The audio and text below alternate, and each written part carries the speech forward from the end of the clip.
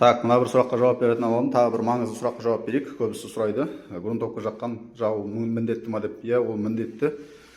Грунтовка әр этапта жағып отқан дұрыс. Мысалы, біз стенаны шпатлевка жағамыз, одан алдын біз мына шкуркілеп алдық. Енді жақсылап грунтовка жағамыз, одан кейін барып шпатлевка жағамыз метровоймен, валикпен.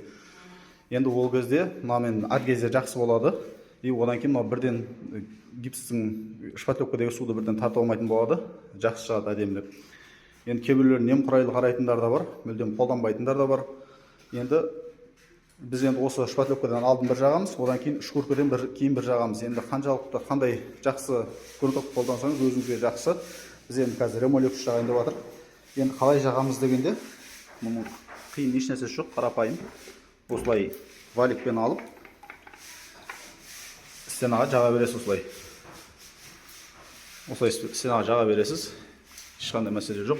Ал енді мынандай жерлерге, валик жетпейтін жерлерге осындай кестішкемен батырып алып, осылай жаға бересіз уылдарға. Енді біз бұл жерде валикпен кестішкемен жақпаймыз. Енді жұмысымыз өнімді болу үшін, жұмысымызды тездету үшін осындай краска брикпен шашамыз.